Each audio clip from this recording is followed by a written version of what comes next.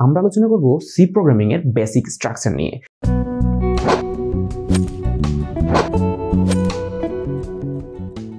এখন দেখার বিষয় সি প্রোগ্রামের বেসিক স্ট্রাকচার আসলে কি কি আছে। প্রথম দেখো লেখা কি ডকুমেন্টেশন সেকশন, অর্থাৎ এখানে হলো তুমি যদি কোনো একটা প্রোগ্রাম রচনা করতে চাও বা প্রোগ্রাম যদি লিখতে চাও, তাহলে এই প্রোগ্রাম বিষয়ে যদি তোমার কোনো মন্তব্য থাকে, অর্থাৎ তুমি প্রোগ্রামটা কেন করতেছো বা কিসের প্রোগ্রাম, সেইটার জন্য তোমাকে প্রথম দিকেই ডিক্লেয়ারটা করে দিতে হবে। এই যে ডিক্লেয়ার করার সিস্টেমটা বা ওই সেকশনটা, এটাকে বলা হচ্ছে ডকুমেন্টেশন সেকশন। ডকুমেন্টেশন সেকশনে মন্তব্য লেখার জন্য বা কমেন্ট লেখার জন্য তোমাকে দুইটা নিয়ম অ্যাপ্লাই করা যায়। একটা হলো তুমি যদি সিঙ্গেল লাইন লিখতে চাও, অর্থাৎ তুমি একটা কমেন্টস করলা অথবা তুমি বললা যে this is the triangle, this is the programme of area বা কিছু একটা লিখলা।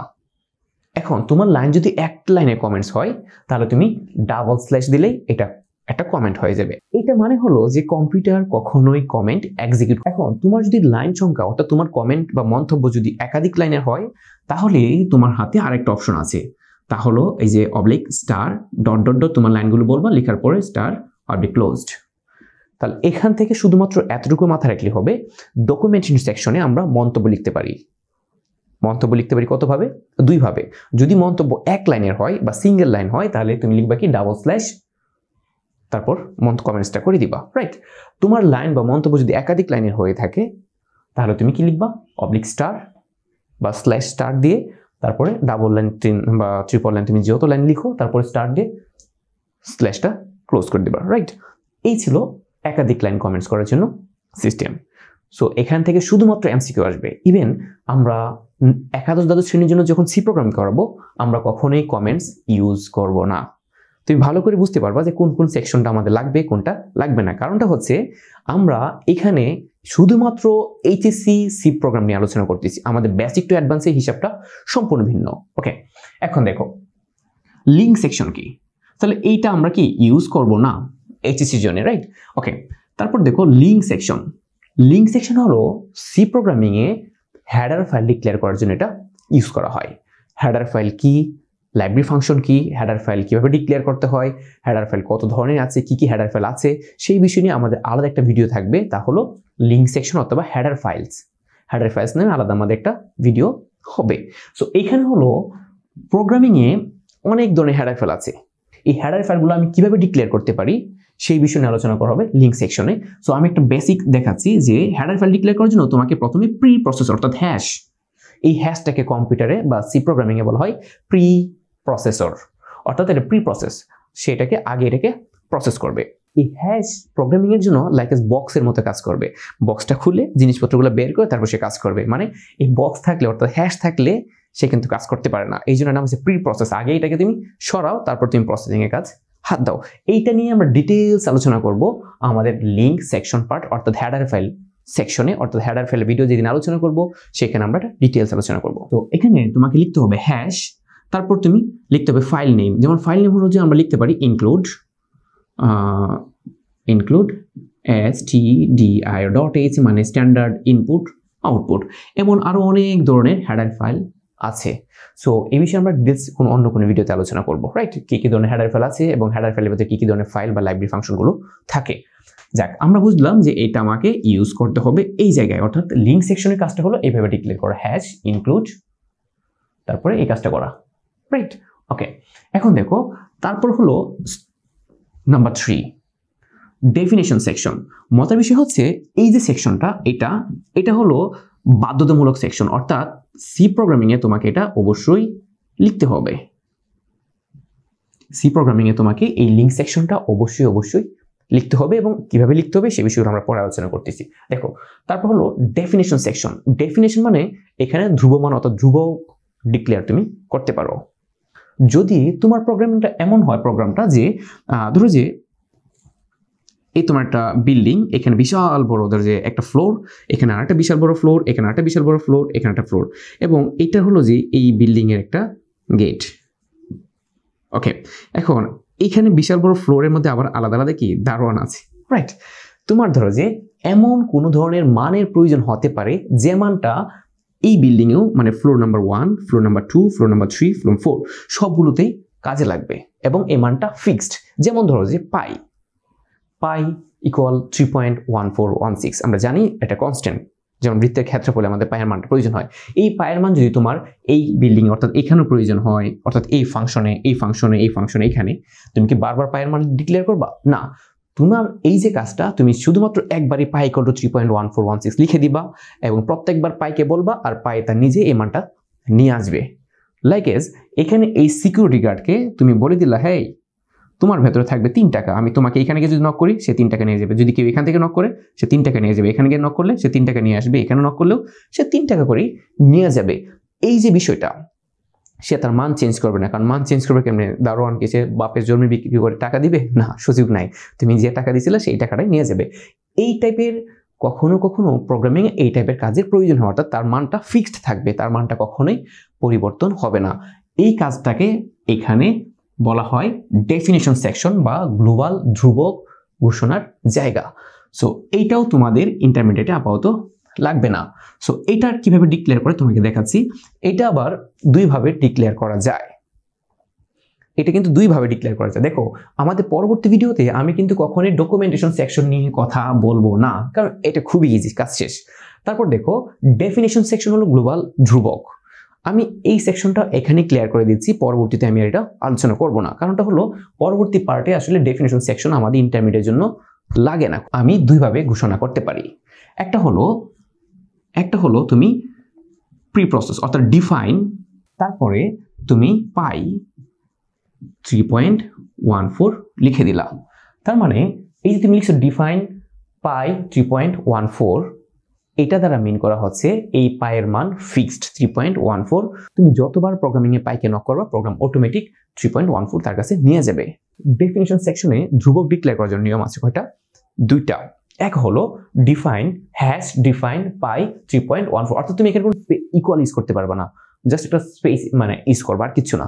আরেকটা নিয়ম হলো কিওয়ার্ড ব্যবহার করে, কনস্ট কিওয়ার্ড অর্থাৎ কনস্ট্যান্ট দিয়ে যদি তুমি বলো যে পাই, তাহলে তোমাকে লিখতে হবে পাই ইকুয়াল 3.14। সিস্টেম এখানে দুইটা। তারপর হলো global declaration section. Global declaration সেকশনটা কি? দেখো, 3 নাম্বারটা হলো ধ্রুবকের জায়গা, মানে আমরা ধ্রুবক ডিক্লেয়ার করতে পারি যার মান কখনোই চেঞ্জ হবে না। আর একটা হলো 4 নাম্বার হলো গ্লোবাল ডিক্লারেশন সেকশন, যেখানে হলো চলকের জায়গা, মানে এমন কোনো চলক যা সকল ফাংশনেই সরাসরি ইউজ হতে পারে। ধরো যে আমি তোমাকে এইখানে এক্সাম্পলটা দেখাই। ধরো যে এই যে কাজের লোকটা ছিল, এই কাজের লোকের নাম দিলাম আমি এক্স। এখন দেখো, এই বিল্ডিং এ এখানে একটা কাজের লোক আছে, এই ফ্লোরে আরেকটা কাজের লোক আছে, এই ফ্লোরে এখানে আরেকটা কাজের লোক আছে, এখানে আরেকটা কাজের লোক আছে।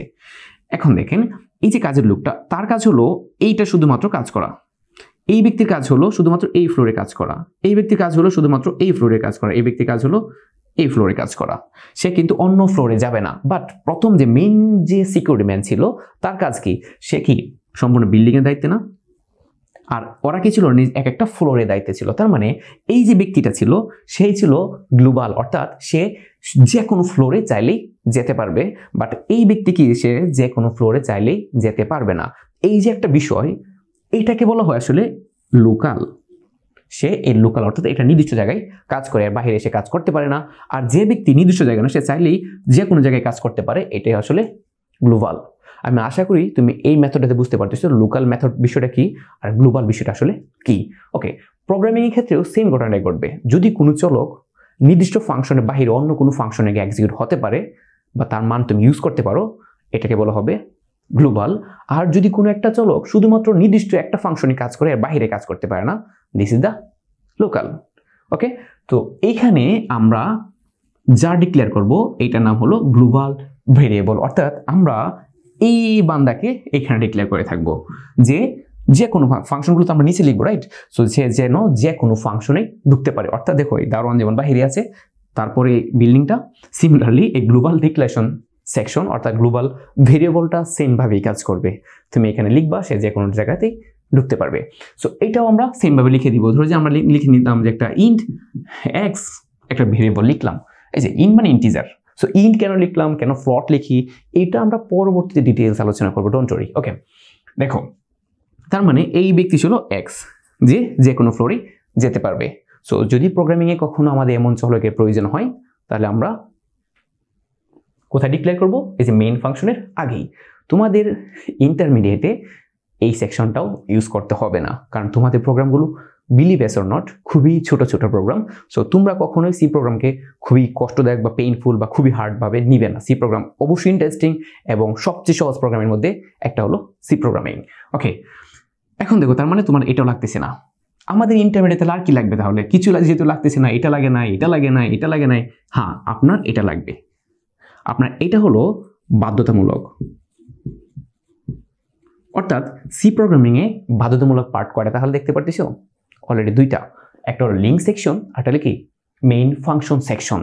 ওকে, মেইন হলো এটা নিয়ে আমরা আরেকটা ভিডিওতে ডিটেলস আলোচনা করব। মেইন ফাংশন আমরা কিভাবে লিখতে পারি, কতভাবে আসলে মেইনকে ডিক্লেয়ার করা যায়।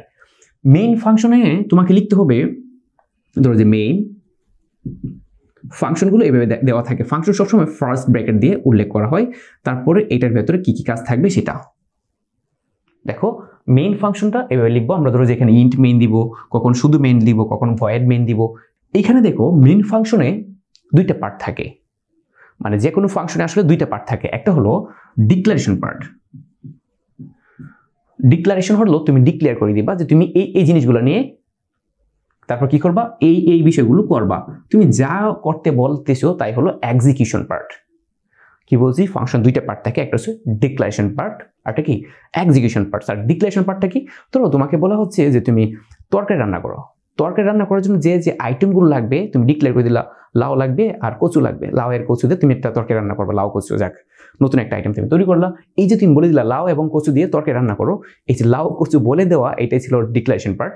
আর এক্সিকিউশন হলো প্রোগ্রামিং, এটা নিয়ে তুমি যে ধারাগুলো বলছো কি বানাবে, লাউ কচু ভর্তা বানাবে কিনা, সে যা করবে this is the execution. So declare হলো তুমি তাকে যা যা দিবা ইউজ করার জন্য, আর এক্সিকিউশন হলো সেইগুলো দিয়ে যা ম্যাথমেটিক্যাল কাজটা সম্পন্ন করবে, রাইট? ওকে, মজার বিষয় হচ্ছে সে যা করবে তাই যদি এক্সিকিউশন হয় আর তুমি যা দিচ্ছ তা হলো ডিক্লারেশন। এখন মজার বিষয় হচ্ছে প্রোগ্রামিংয়ে একটা ফাংশনের একটা পার্ট অবশ্যই থাকতে হয়। এটা আবার এমসিকিউতে খুব বেশি ইম্পর্টেন্ট, এবং এটা প্রিভিয়াস অ্যাডমিশনে আসছিল যে মেইন ফাংশনের বাধ্যতামূলক পার্ট কোনটি। এখানে দুইটা পার্ট, একটা ডিক্লারেশন পার্ট, এক্সিকিউশন পার্ট। একটা মেইন ফাংশনে অর্থাৎ ফাংশনের বাধ্যতামূলক একটা পার্ট থাকে, অর্থাৎ মিনিমাম একটা পার্ট থাকতেই হয়, তার নাম হলো এক্সিকিউশন পার্ট, অর্থাৎ সে কি করবে এটা আপনি তাকে বলবেন। ফাংশন সেকশন, এখানে অনেকগুলো ছোট ছোট ফাংশন তুমি চাইলে ডিক্লেয়ার করতে পারো, বড় ফাংশন ডিক্লেয়ার করতে পারো। এক্সাম্পল ধরো সাম, একটা ফাংশন বানাইলা, ফাংশন দিয়ে তুমি কিছু একটা তৈরি করলা। মানে এই মেইন ফাংশনের মতো সিমিলার টাইপ আরো অনেকগুলো ফাংশন আমরা নিজের মতো করে লিখতে পারি। ওইটা হলো সাব প্রোগ্রাম সেকশন। এই ছিল সি প্রোগ্রামের বেসিক স্ট্রাকচার। পরীক্ষায় যদি প্রশ্ন করা হয় সি প্রোগ্রামের বেসিক স্ট্রাকচার লিখো, তাহলে তোমাকে এভাবে লিখতে হবে, প্রত্যেকটা পার্ট এভাবে ছোট করে বর্ণনা দিয়ে দিবা। সো দেখা হচ্ছে নেক্সট পার্টে। সেই পর্যন্ত ভালো থাকো, সুস্থ থাকো।